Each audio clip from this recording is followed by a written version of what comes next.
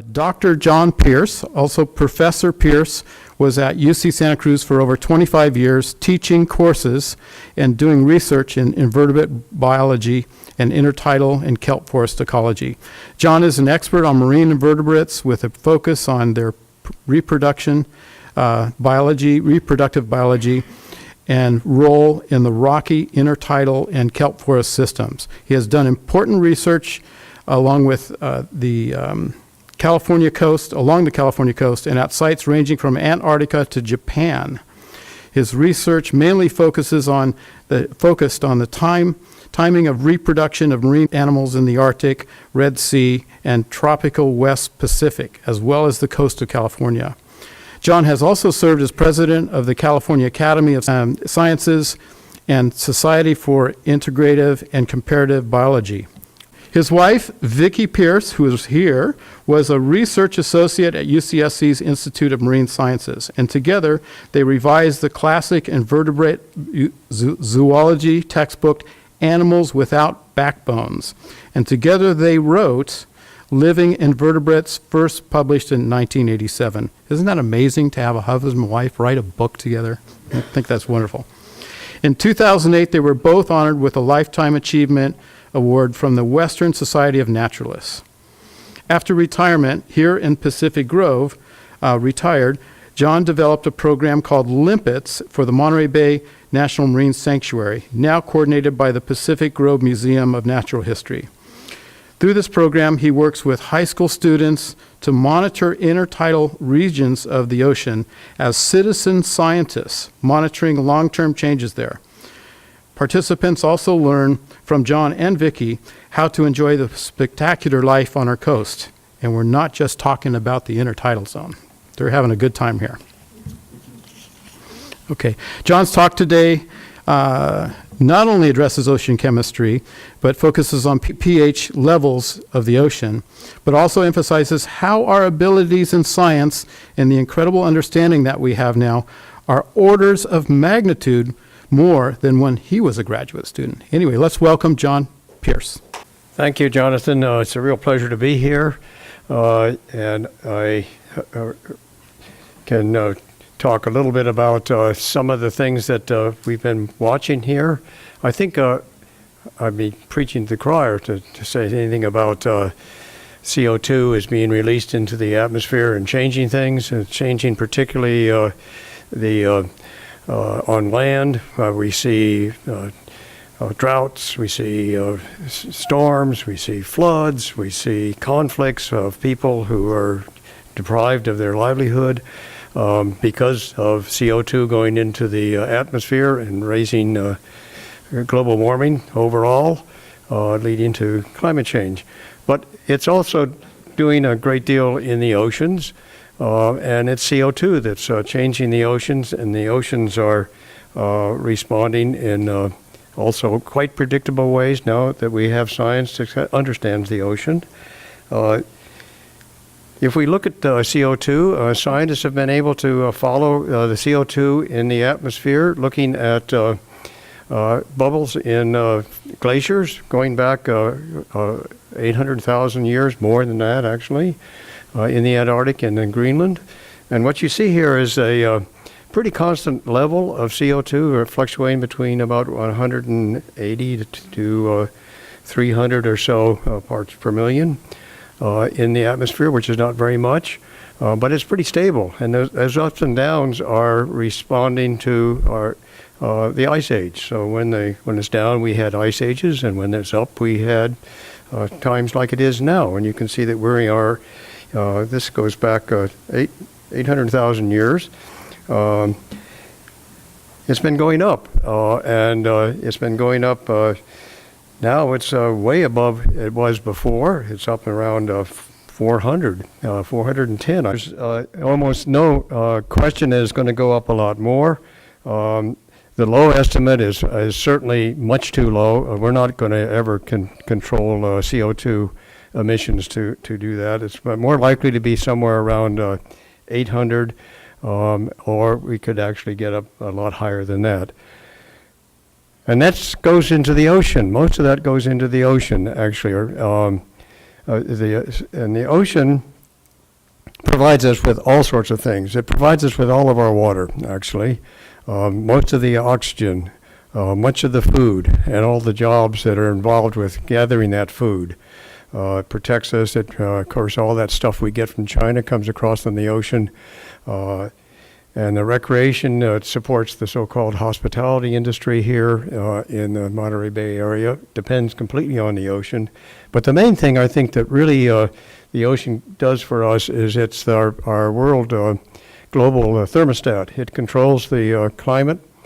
And we know that in particular here on the coast. It's nice and cool in the summertime and it's warm in the wintertime. And that's because of the ocean. And what are we doing to the ocean? We're trashing it. One of the things that we're trashing it with right now is CO2. And so let's look at what CO2 is doing. It's being released by our industry, which has been developed almost completely by science. All of our technology, this stuff that I have up here, is all the result of science. And most of that science is by science done by people who are curious. They're not trying to make things better, they're just trying to figure out how things work. And by doing that, they're also finding out how to make things better.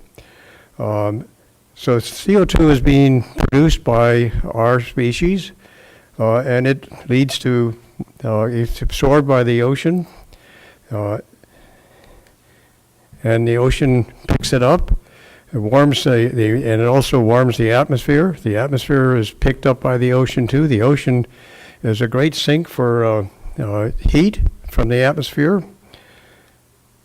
And that heat increases the volume of the ocean. It also melts glaciers in the Antarctic and Greenland, which is leading to sea level rise. That's one of the first things that we're noticing is sea level rise. We're noticing it here on the coast of Monterey, where buildings too close to the ocean are being washed away. In my opening slide, Pacific Grove is slowly coming around to the idea that maybe even in Pacific Grove, with that hard granite rock, they're threatened by sea level rise, and they're starting to talk about doing things like destroying their coast by putting in riprap and armoring it, which will only postpone things.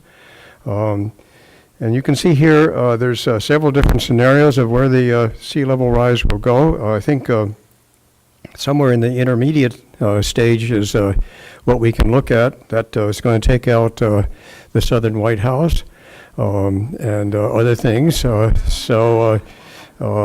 We can. This is something which is pretty much expected.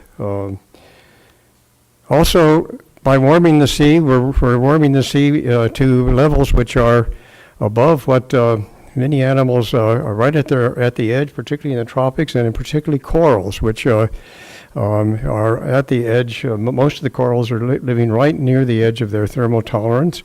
When the sea temperature goes higher, they bleach. We've seen a massive bleaching now in the Great Barrier Reef. So these are two things which are happening from absorbing the heat and the CO2.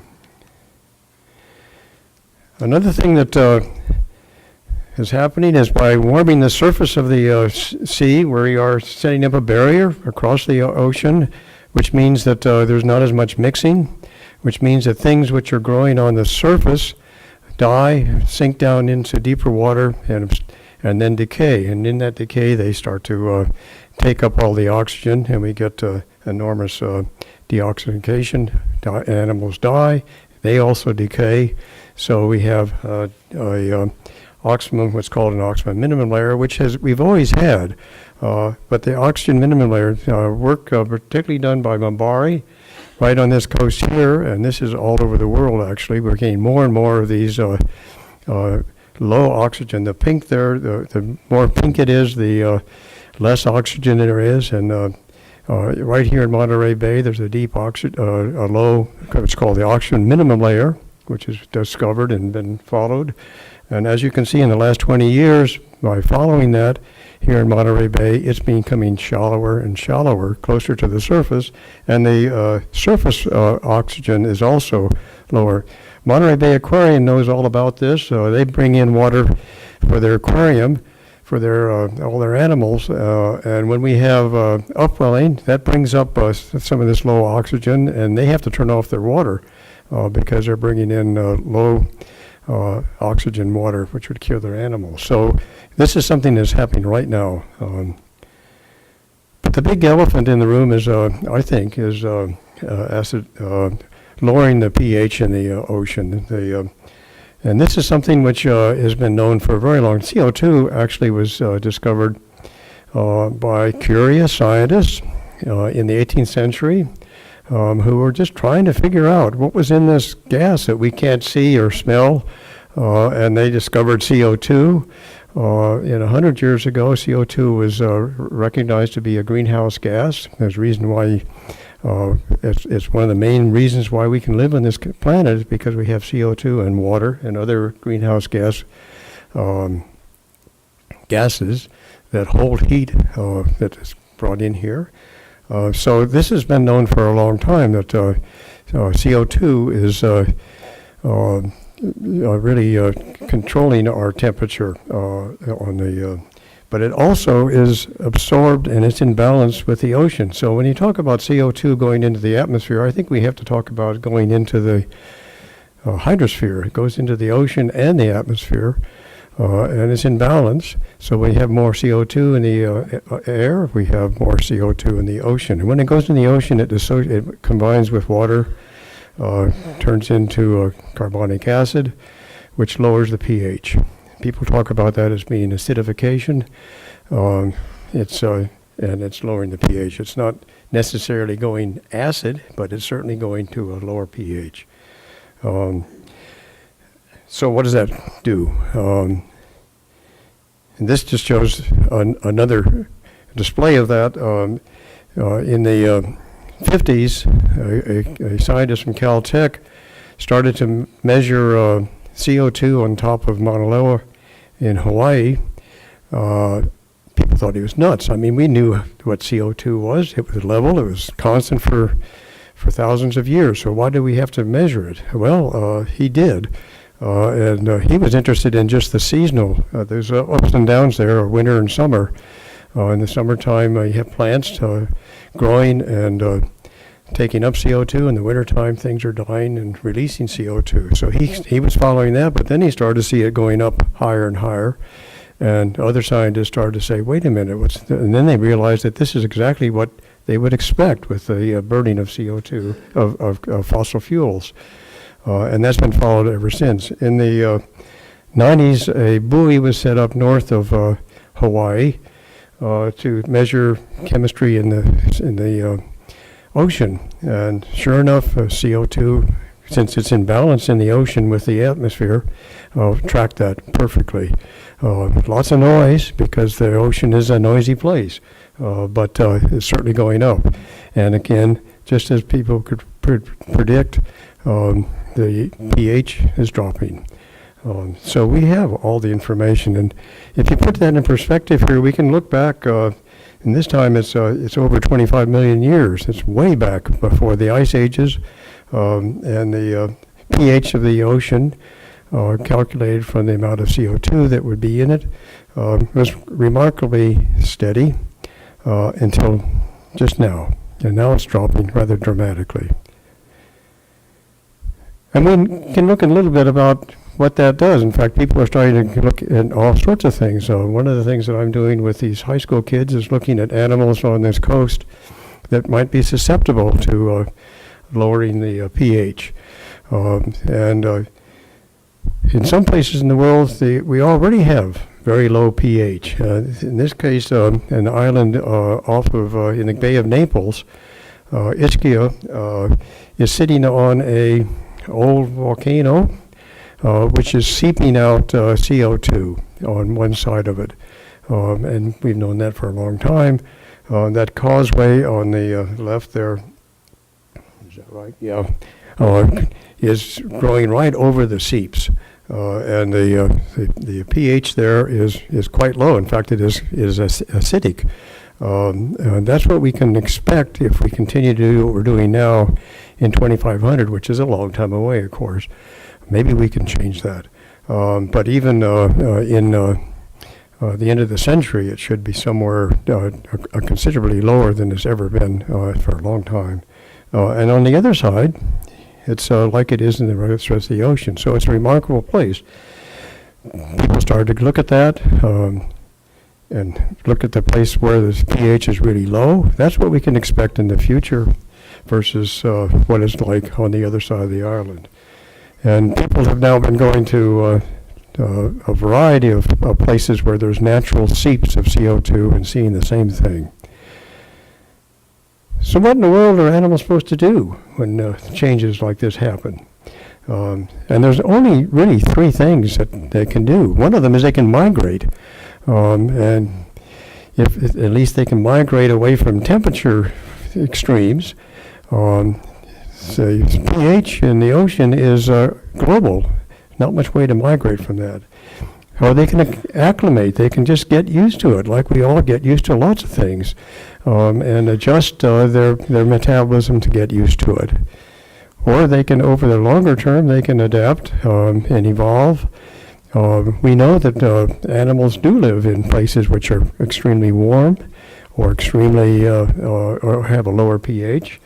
So they certainly can adapt if they have time.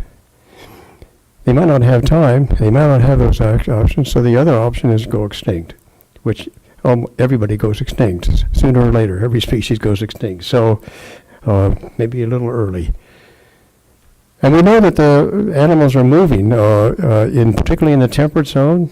Species that are southern and are near their northern limit can move north, and this is great. And some people say, well, what's the matter with global warming? Those of us in Canada or Siberia, we could grow things more, and animals can move north. And northern species can move a little further north until they run out of north to go to, or south.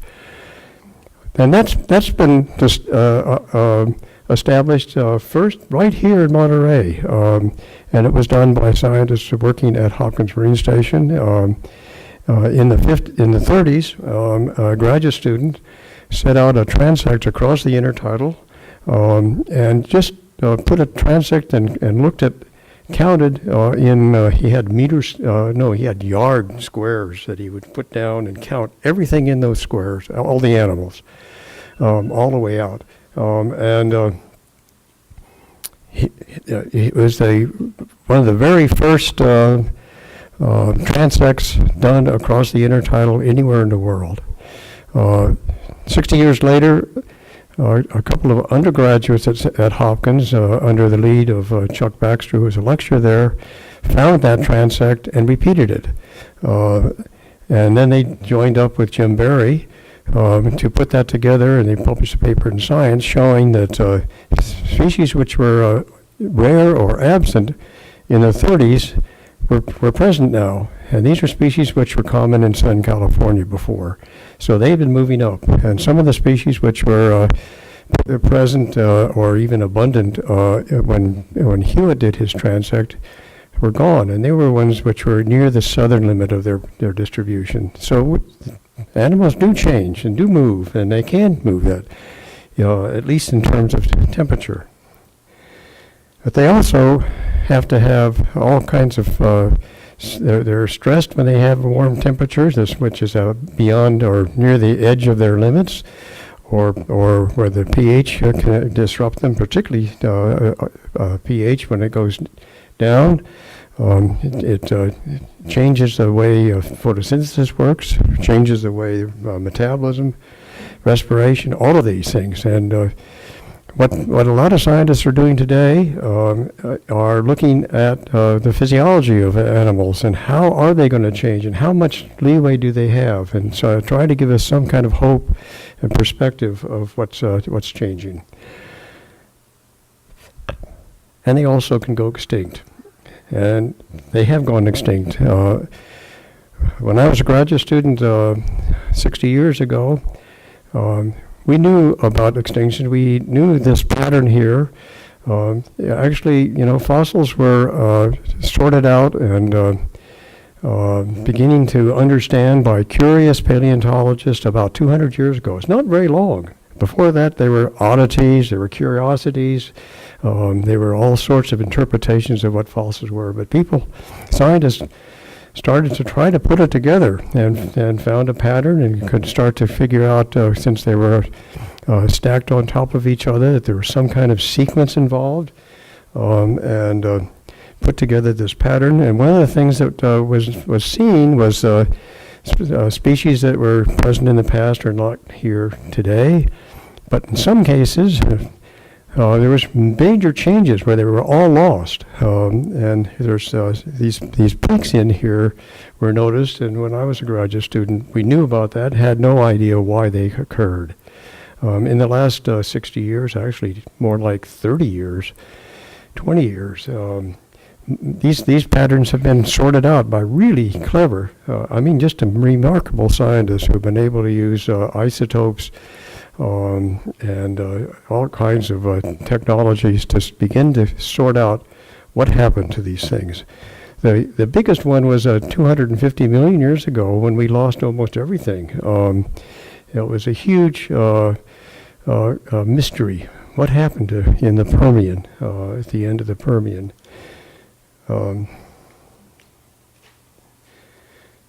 And now it's pretty well settled what happened in the Permian. In the Permian, there was an enormous volcanic outflow in Siberia. It's called the Siberian Traps. And those, of course, were known for a long time, but the connection and the dating of those things of being right on top of the Permian is more recent.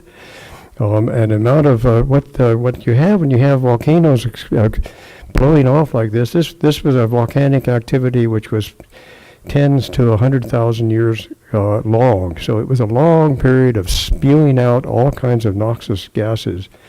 And what was the main gas? CO2. CO2 was being burned out, being decomposed from limestone, which had been laid down in the eons before. So here it was being released into the atmosphere. The other main source of the CO2 was these lava flows, which were flowing over lots of land, were burning all the forests and also burning coal, which had been buried. So it's not even that different than what's going on today. Coal was being burned and CO2 was being released. And that caused ocean acidification. That's clear now too. Most of the calcareous animals that made fossils disappeared. So that was a major thing that happened. If we take another look at the way this period, this record goes, we can look at the number of survivors that over time. And there you can see the Permian extinction, and the number of survivors went way down. But it was replaced in a relatively short time, geologically. That is, about 1 to 10 million years, and we were back to where we were before. And again, in the Triassic, the second one, we now know that corresponds to when the Atlantic broke open, and Africa separated from South America, and that was a huge volcanic event. When the Cretaceous extinction, that's when we lost our dinosaurs, and we now know from really clever, there was an astrophysicist who worked that out, was a asteroid coming in. Not only was the asteroid, but we also had another big volcanic outflow in India, the Deccan Trap. So these things have happened before. But I think the good news, when you look at this, we can look at all this, is that things rebounded. After the Permian extinction, mammals and reptiles begin to become more abundant.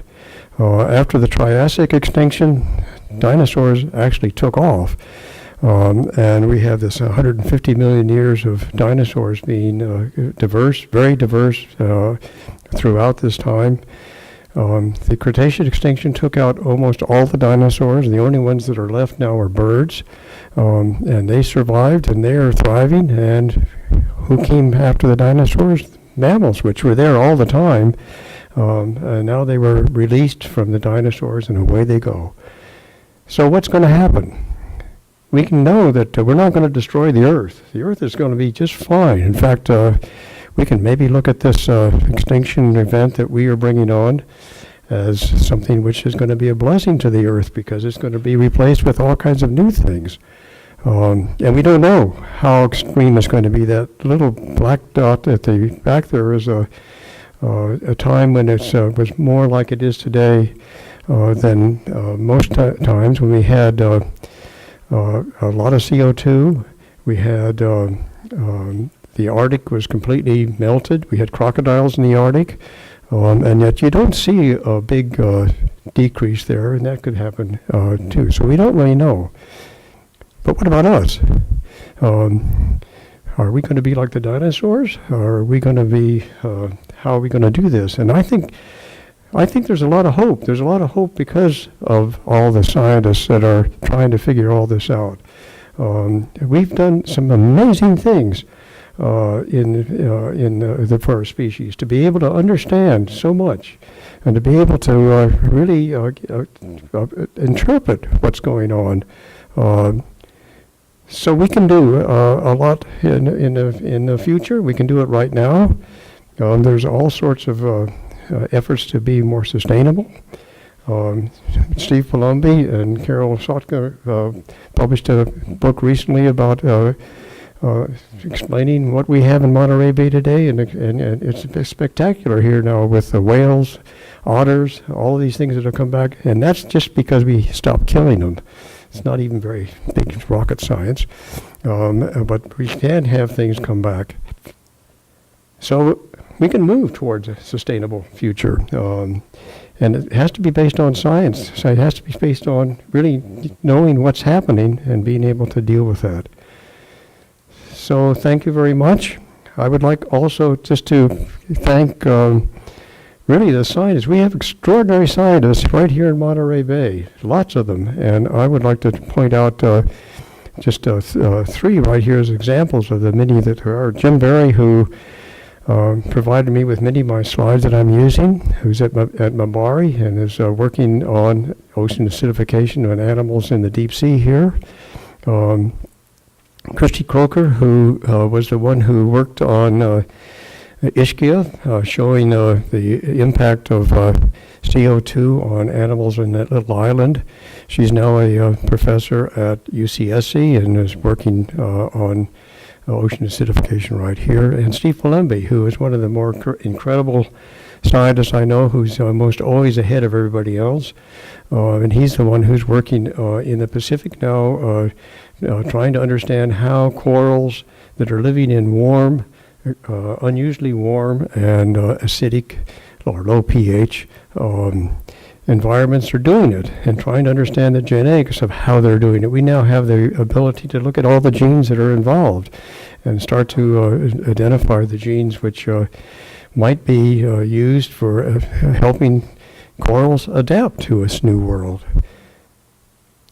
And another great sign we have is Ken Johnson, who's going to follow me right now. Thank you.